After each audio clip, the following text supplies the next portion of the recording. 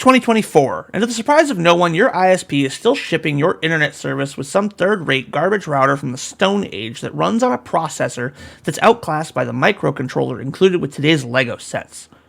If you want to do something about the random drops in network connectivity, sparse presence of any security features, and never have to call your ISP again to get access to your router, today's video might just be for you. Okay, getting serious. The router that's included with your internet service is probably not a high-tech piece of hardware. Many times, these are passively cooled boxes that easily overheat and lack any real security features. In this day and age, that's not acceptable.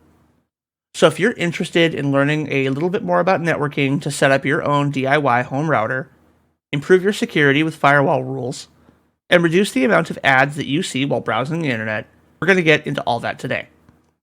This video will not be the end-all be-all for deploying your own home router, but I'm going to do my best to get you going and get some basic features set up that should put you on the right track. As this video is going to be a bit on the longer side, there will be a timeline of the chapters for this video in the video description. Part 1, Preparation. One of the reasons that these boxes from your ISP suck is that they are performing too many jobs for a single box. For example, they may be acting as a modem, a router, firewall, Wi-Fi, amongst all of the basic network functions like DHCP and DNS, and doing so with underpowered hardware. It's no wonder, with so many roles and so many things that could go wrong, that your ISP's first troubleshooting step anytime you're having an issue is to reboot the darn thing. They don't want to troubleshoot each of those services to figure out which is having problems. Before we get too far, you do need to have a conversation with your ISP and confirm a few details about your service. First, you'll need to confirm, does your ISP allow you to bring your own router? Some ISPs are sticklers about this. Even if they say no, there's often a workaround, but I won't be getting into that today. Additionally, when you agreed to sign up for your service, you may have agreed to lease their provided router. You will want to make sure that you aren't in contract for any period of time to lease that router. Otherwise, you may end up paying a fee to get out of that part of the contract. Once you've confirmed that your ISP will let you bring your own router, we need to make sure we understand the connection coming into your home.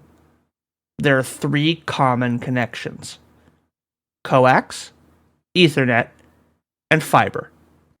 If you have a coax connection that brings in your internet, you will need to acquire a modem. That is essentially a converter. I know, it does more than that, but we don't need to cover all that today.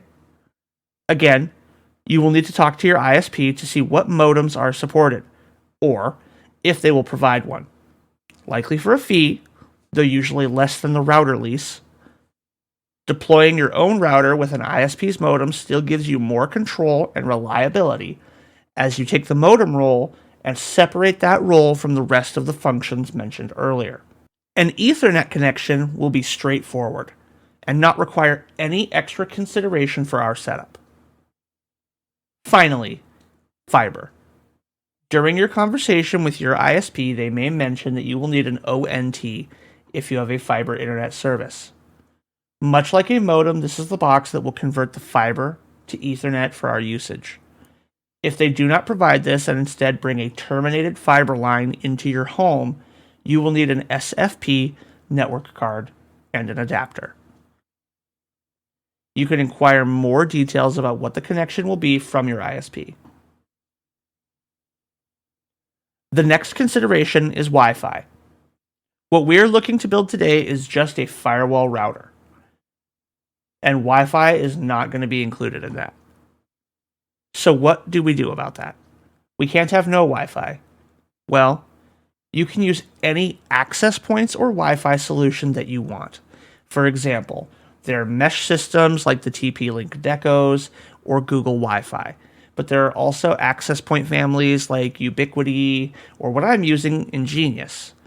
It may seem like more to manage, but having a distributed Wi-Fi system is so much more powerful and consistent than using the tiny integrated antennas included in the all-in-one box that your ISP gave you.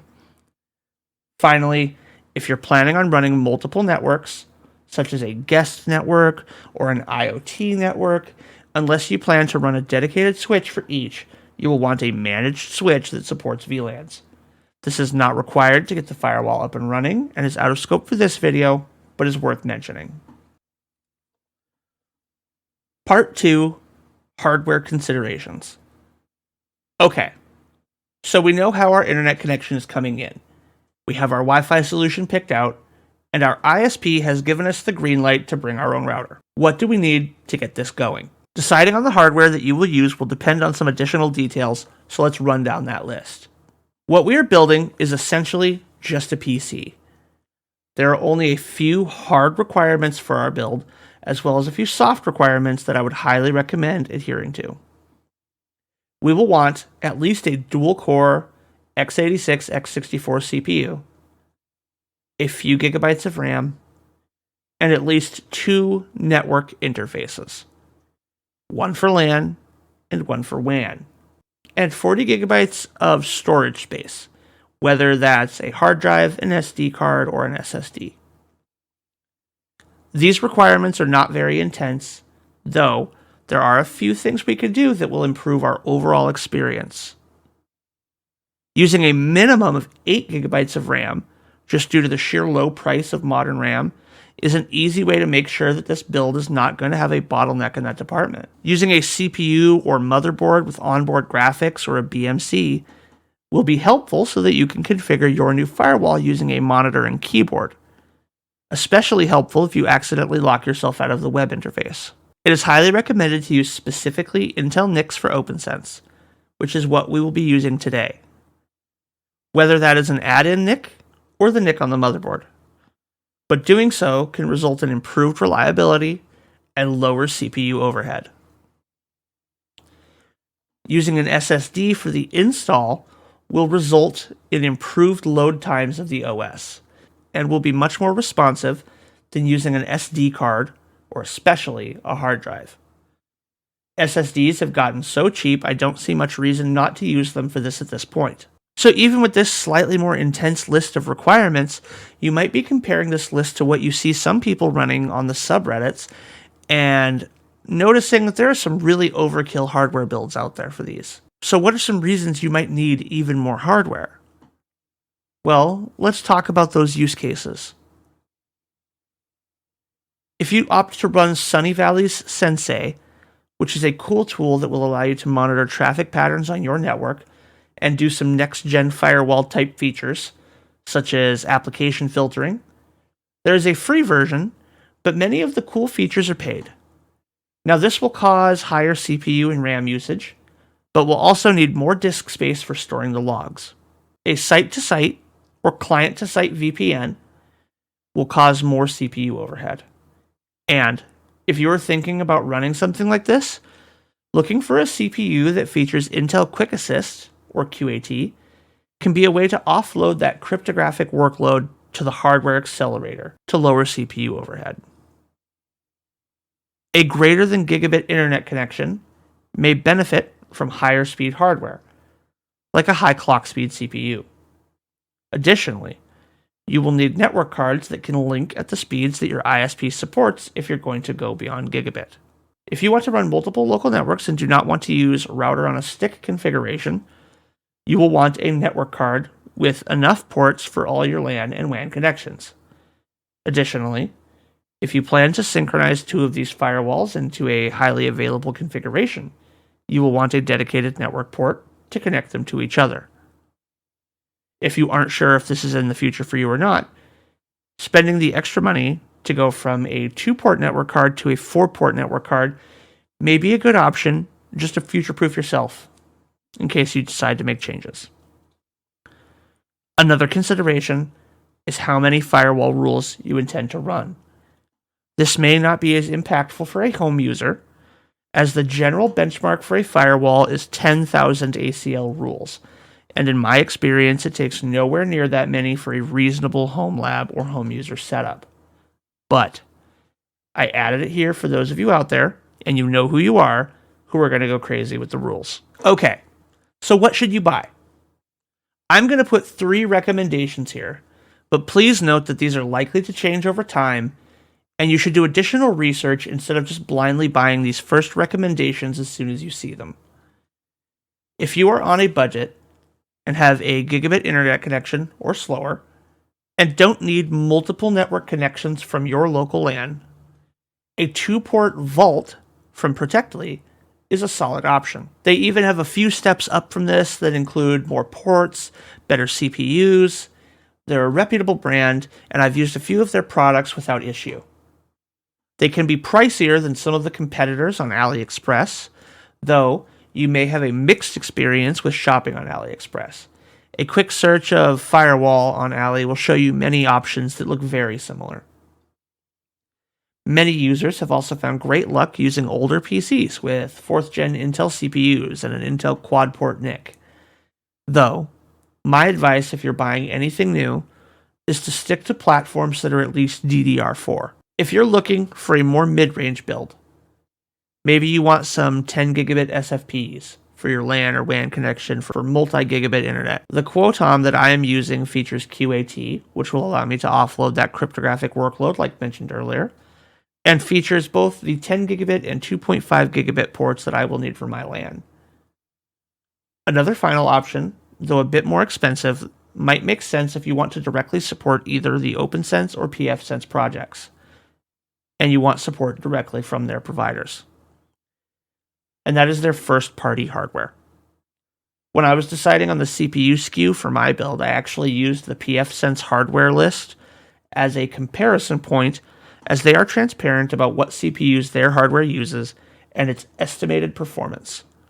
So, it might make sense to even just compare the hardware that you're looking at against their list. Part 3, Software and Installation. My choice of OS for this build is Opnsense. There are others, like pfSense, Untangle, OpenWRT, and Tensor, to name a few. All of these platforms use the same general guidelines for hardware, and the fundamentals of security setup such as firewall rules and NAT will be the same. But if you're looking for exactly how to configure any of this stuff, this video is going to focus on Opnsense, and I don't want to speak on any platforms that I'm not familiar with. So, we're going to grab the newest version of Opnsense and download that directly from their site. Once we have that downloaded, we will use an imaging tool like Balena Etcher to burn the installer to our USB stick and plug it into the PC that we are getting ready to use and power it on. As long as booting from USB is enabled and there is no other OS installed in any of the connected drives, we should boot right into Opnsense. That's it? Really? No. This is a live boot of Opnsense where you can test it without installing. And if you want to, go ahead. But we're going to move right along into installation. Use the username installer and the password Opnsense, and we should see the screen change to the installer menu. We're going to continue with the default key map. If we're going to do a multi-disk install, we will select ZFS here. Otherwise, for a standard single disk, we will install using the option UFS. Next, we will select the disk that we're going to install the OS on. Be cautious not to accidentally try to install this to your USB. We can continue with the recommended swap partition. Confirm we are going to format the disk. And now we wait for the partitions to build, and the install will start. This can take some time. It should eventually prompt you to set the root password. I highly recommend setting this here, especially if you already have this connected to your internet connection. We do not want to put an installation of Opnsense or any firewall software for that matter on the internet with a default login enabled. Once the install completes, the machine will reboot. Following the reboot, it should come up with the IP address 192.168.1.1 by default. Connect a machine to the LAN network interface and set your IP address to 192.168.1.2 with subnet mask 255.255.255.0, and we should be able to open our browser and go to that 192.168.1.1 address and access the web UI for our Opnsense. Part 4, Basic Settings. All right, now we are into the Opnsense UI, and we can start getting this configured. So where do we start? Well, let's start with the basics. If we are building a security appliance for our network, we better be using some security best practices. So what we should do first is configure ourselves a new user and get this root user disabled from logging in with a password. We do this because the default user of root is a common username that potential attackers will attempt to exploit. If we disable logging in with this account, we will know that any attempts to log in with that username in the logs is a sign of someone trying to get into the firewall. The other thing we are going to do is limit access to our firewall, specifically to our local network. That way someone can't try to log in and make changes remotely. First, let's get that user account created. So we go into System, Access, and Users. From here, we click on the plus symbol, and we can enter the information for our new user. The important thing here is username and password. If we're going to do any SSH work on this machine, we will want to set the login shell as well. I just like to set it to /bin/sh. If you don't know if you're going to be using SSH on this box, it's fine to leave this empty. Here, under Groups, we will add them to Admin. You can create a more granular permission group if you wish, but I won't be going into that here. Log out and log back in with this new account that we have created. Verify that you know the credentials. And assuming that works, let's navigate back to Users. Click Edit on the root user. Check the box for Generate a Scrambled Password to prevent local database logins. This will still allow us to use sudo for in the shell or SSH'd in. And we don't want to outright disable this user in case we do need to use sudo later. Next, we're going to go to Systems, Settings, and Administration. Under the Web GUI section, we are going to change the Listen interfaces to LAN, or any optional interfaces that you choose to enable. You will be warned about doing this, as you can technically lock yourself out. But I don't want the web UI to be accessible from my WAN, so I like to only allow access to Opnsense via my internal LAN interfaces. Under the Secure Shell heading, I will be enabling SSH, but we will change the listen port, and we will again modify the listen interfaces. Next, we're going to check for updates, as if we are building this system new, it might as well be all the way up to date. But for now, we want to be all the way up to date. If you have not connected the firewall to your ISP, now is the time to do so. We can monitor the connection from the dashboard page to make sure that our internet connection goes out to the internet. Once it does, navigate to System, Firmware, Status. Here, we can see the firmware version is 24.1. If we click on Check for Updates, it should take us to a console log. And then we will be prompted to update to the newest version, 24.1.5. Do note that this will require a reboot. If you want a way to monitor the status of the firewall while it reboots, you can open a command prompt from your local PC and run a recursive ping using the command ping space 192.168.1.1 space dash T. What this will do is send an ICMP packet to the firewall over and over and over again, basically asking the firewall to respond. While the ping responds, we know the firewall network connection is still online. We should see it go offline. Then we'll know the OS is booted as soon as it starts responding again. And then we can start refreshing our browser, though this could still take a few minutes while the GUI loads. Another thing we can grab while we're in this section of the GUI is go under Plugins and download any of the OS-theme packages, and then navigate back over to our general settings and change that to that theme. I did that here to switch over to dark mode. The rest of this video will be in that dark mode. DHCP and DNS. All right. Now let's get the heart of the network put together. DHCP is responsible for handing out IP addresses on your local network. Opnsense recently added Kia DHCP. I have not had time to go through it, so this video will continue with using the legacy ISC DHCP v4. If we go to Services, ISC DHCP v4, and then the name of our LAN interface, we can configure the DHCP settings on an interface-by-interface basis. If you aren't going to do any crazy configuration here, all you have to do is enable the DHCP interface. Set the range of IP addresses that you want to hand out. The range you can use here will be listed under the Available Range section.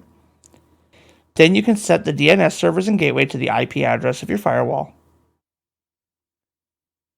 If you want to change the address range from 192.168.1 to something else, before enabling DHCP, you can go to the interfaces and change the static IP address of the interface to whatever subnet you want. Then, update DHCP after that is set. If you are new to subnetting and setting up multiple networks, I would recommend sticking to a /24 subnet mask. That is the standard 255.255.255.0.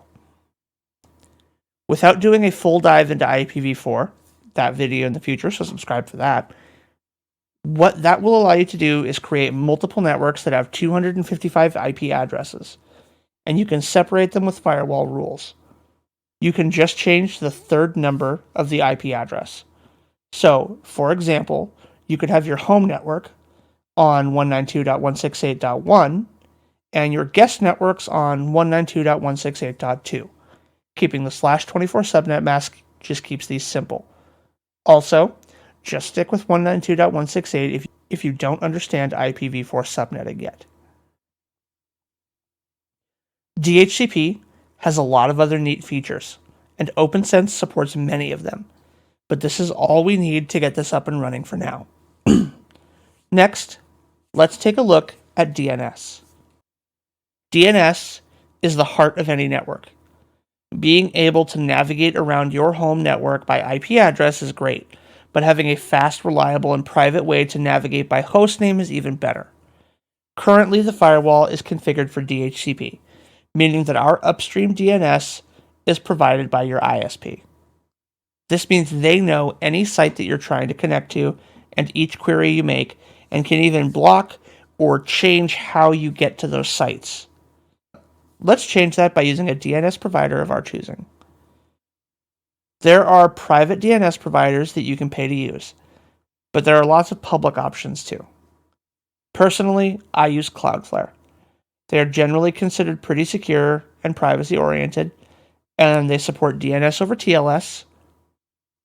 Cloudflare uses 1.1.1.1 and 1.0.0.1 as their IP addresses for their public DNS.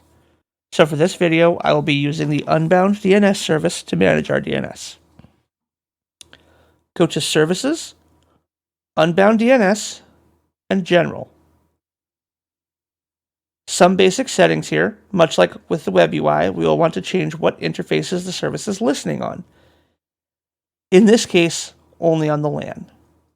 You can change the listening port as well, but this takes more configuration and work to get working. So we will be leaving the default port 53.